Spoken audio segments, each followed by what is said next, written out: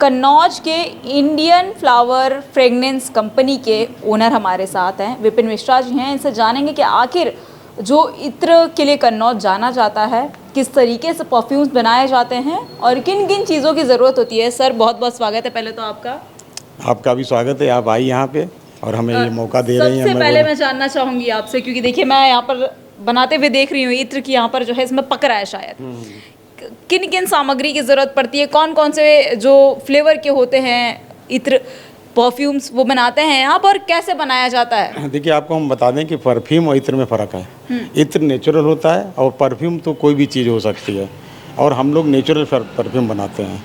इसका 3 तरीके के प्रोसेस होता है। इत्र भी बनाते हैं, परफ्यूम भी बनाते हैं? नहीं, हम इत्र बनाते हैं नेचुरल इत्र बनाते हैं। नेचुरल इत्र बनाने के लिए इसमें रॉ मटेरियल की ज़रूरत पड़ती है फूल। तो कन्नौज के आसपास लगभग 50 किलोमीटर के एरिया में थोड़ा बहुत ऊपर नीचे भी हो सकता है। यहाँ पे बेला का फूल, गेंदा का फूल, मेहंदी का फूल, मेहंदी का पत्ती नहीं, मेहंदी का फूल होता है वाइट कलर का, वो यहाँ पे, और गुलाब, ये चीज़ें यहाँ फसलें होती हैं जिसका अतर हम लोग बनाते हैं। इसका 3 तरीके से बनता है, एक सॉल्वेंट प्रोसेस से, एक डिस्टिलेशन प्रोसेस से और एक स्टीम प्रोसेस से। हम लोग डिस्टिलेशन प्रोसेस का यूज करते हैं। अच्छा, इन तीनों प्रोसेस में फ़र्क क्या है? फ़र्क ये कि एक में स्टीम लगती है ना, तो स्टीम माने बॉयलर, और एक सॉल्वेंट प्रोसेस होता है जिसमें केमिकल होते हैं जिसके द्वारा बसाया जाता है, डिजॉल्व किया जाता है। और ये हमारा डिस्टिलेशन प्रोसेस, ये पद्धति जो है 5,000 साल पुरानी है, हम लोग जैसा मानते हैं। ठीक है, तो इस लिहाज से ये है कि अगर इसका प्रोसेस आप बताएंगे तो मैं बताऊंगा इसका प्रोसेस। मैं चाहूँगी कि एक बार आप जो है मुझे दिखाएं कि किस तरीके से जो है तो इसमें क्या होता है से तैयार किया जाता है। ये जो है इसको डेक बोलते हैं। ठीक है, आप थोड़ा कवर करिएगा, इसको डेक बोलते हैं। इस सरपोज माने ढक्कन है। ठीक है, तो इसके अंदर, डेक के अंदर हम लोग फ्लावर डालते हैं। ठीक है, फ्लावर डाल के इसमें तो पानी, इसके अंदर मतलब फ्लावर पड़ा ये काफ़ी ये एक्चुअली क्या है कि समाप्ति की तरफ है, क्योंकि सुबह ये काम होता है हम लोगों का 11 बजे करीब, जिसमें फूल वूल डालते हैं। तो और इसमें पानी डालते हैं। पानी डालने के बाद इसको बिल्कुल इंसुलेट कर देते हैं। ये मिट्टी है और इसमें रुई मिली हुई है, तो रुई मिट्टी मिलके जब ये गर्म होता है तो ये टाइट हो जाती है। ठीक, इसका सरपोज माने एक ढक्कन, इसको ढक्कन लगाते हैं, इस कमानी लगाते हैं, इसको टाइट कर देते हैं, तो ये पूरा इंसुलेट हो जाता है पूरा। इसके बाद ये बांस का बना हुआ एक चोंगा बोलते हैं इसको, इसके ऊपर बांध लपटा हुआ है। इसको आप छुए, गर्म जरूर है लेकिन आपको सहनी होगा, जलेगा नहीं है, हाथ जलेगा नहीं जलेगा नहीं। ठीक है, ठीक है। इसके बाद ये कंडेंसर होता है। इसमें कंडेंसर में क्या है कि हम लोग एक्सक्लूड निकालते हैं नेचुरल। देखिए, इसमें हम नेचुरल अगर निकालते हैं तो कुछ भी इसके अंदर डालते नहीं। अगर इत्र बनाते हैं तो इसके अंदर हम कुछ ऑयल डालते हैं जिस पर हम वो चीज़ बसाते हैं। अब उसके बाद जब ये पूरा टाइट बन जाता है, इसमें पानी भरते हैं, फिर उधर से ये लोग आग लगाते हैं। आग लगाने में ये उबलता है, उबलने के साथ में पानी और ऑयल कंटेंट जो ईश्वर ने इसमें फ्लावर में दिए हैं, वो दोनों भाप के रूप में इधर आते हैं। अच्छा, तो अभी इसमें क्या क्या पड़ा हुआ है? फ्लावर पड़ा हुआ है, पानी पड़ा हुआ है, और ठीक है, और कुछ नहीं। इधर क्या है कि इधर या तो एक नेचुरल अतर खींचते हैं हम, तो इधर कुछ नहीं डालते हैं। अगर तो इसमें पानी क्यों पड़ा हुआ है? पानी का अभी मैं देखी, मैं जब आई हूँ तो ये लोग इसमें पानी भर रहे थे, पूरा टैंक भरा जा रहा था। पानी इसलिए भरा है इसमें कि इधर से जब भाप आती है तो इधर जब पानी ठंडा होता है तो इधर आके ठंडी होती है। अच्छा। तो ठंडी होती है तो ऑयल कंटेंट्स भी ऑयल का रूप ले लेते हैं। जो फ्लावर है और जो पानी जो स्टीम हो रहा है इसके अंदर, हाँ, वो इस चोंगे के बाहर आ रहा है और उस घड़े में जा रहा है।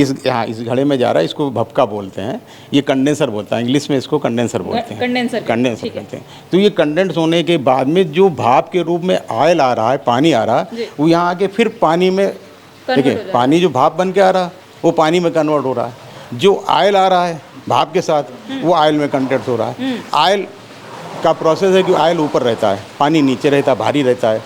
तो इसका फिर हम आपको बताएंगे अंदर, इसका पानी जो है हम लोग अलग काट देते हैं और ऑयल अलग कर लेते हैं। अच्छा, ये सेपरेटिंग के द्वारा हो गया एक रेडी करने का प्रोसेस। फ्लावर्स कहाँ से लाते हैं आप? आपने कहा कि 50 किलोमीटर के, तो ये आप लोगों की लगाई हुई बाग है?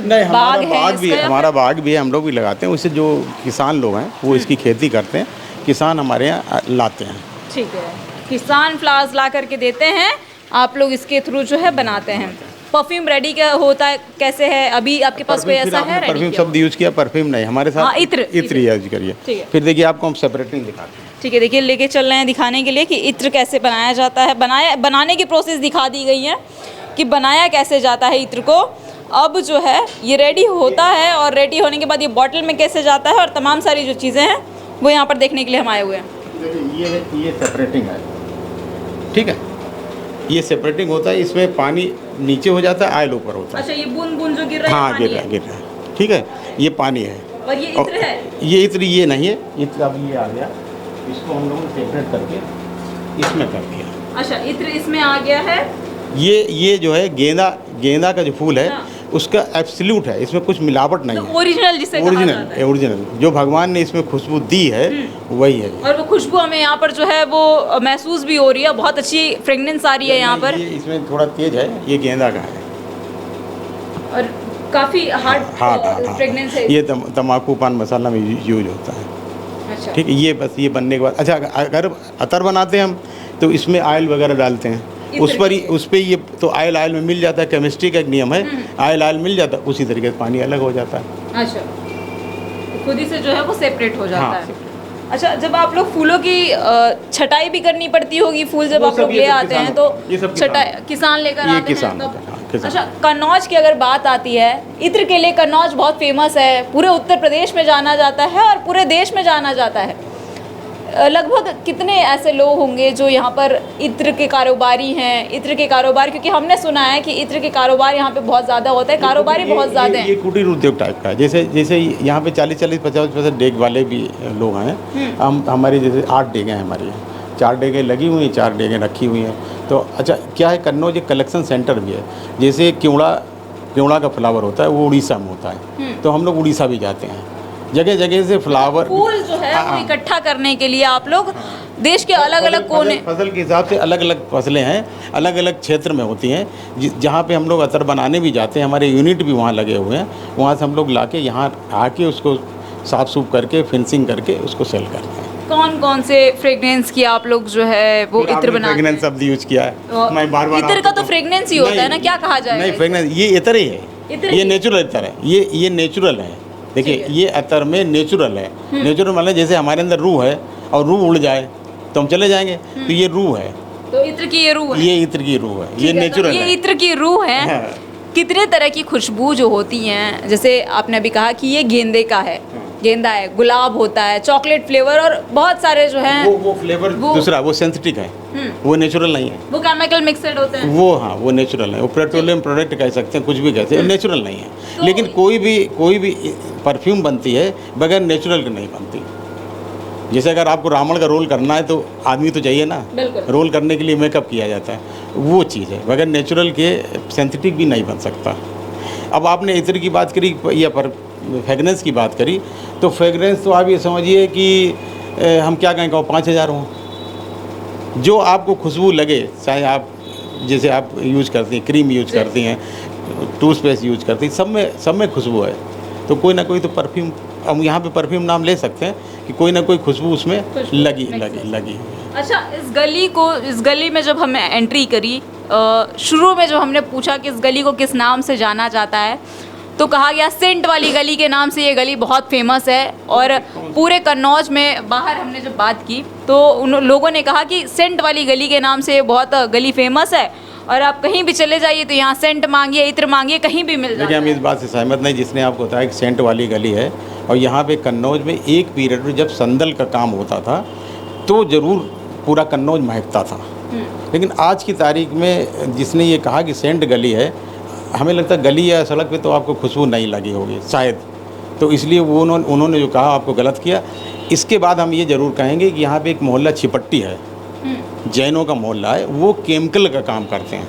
देखिए अतर की खुशबू दूसरी टाइप से पर उड़ती है, और जो सेंट है जो केमिकल बनाते हैं या जो जैसे कंपाउंड बनाते हैं, कंपाउंड मतलब सोप कंपाउंड है, अन्य टाइप के जो कंपाउंड है, आप यहाँ पे छिपट्टी में जाएंगे, जो यहाँ पे पुष्पराज जैन जो MLC थे उनका मोहल्ला भी कहा जाता है, उस तरफ आप जाएंगे तो वहाँ सेंट और ये लोग बनाते हैं, वहाँ आपको खुशबू लगेगी। तो सेंट गली नहीं, वो जैन स्ट्रीट कही जाती है, वहाँ आपको खुशबू लगेगी। यहाँ जिसने कहा आपको लगी खुशबू सड़क के ऊपर, नहीं, इसीलिए मैं पूछ रही हूँ कि सेंट वाली गली के नाम से इस गली को क्यों जाना? वो गलत बोला, यानी गलत इन्फॉर्मेशन, उसने गलत इन्फॉर्मेशन। एक टाइम था जब संदल पुरानी जो बातें थी, पुराने नाम से जब जाना, तो स्थिति ये थी कि हम लोगों के यहाँ बारातें आती थी तो चंदन का बुरादा जो है वो बारातियों के स्वागत के लिए सड़क पे बिछा दिया जाता था।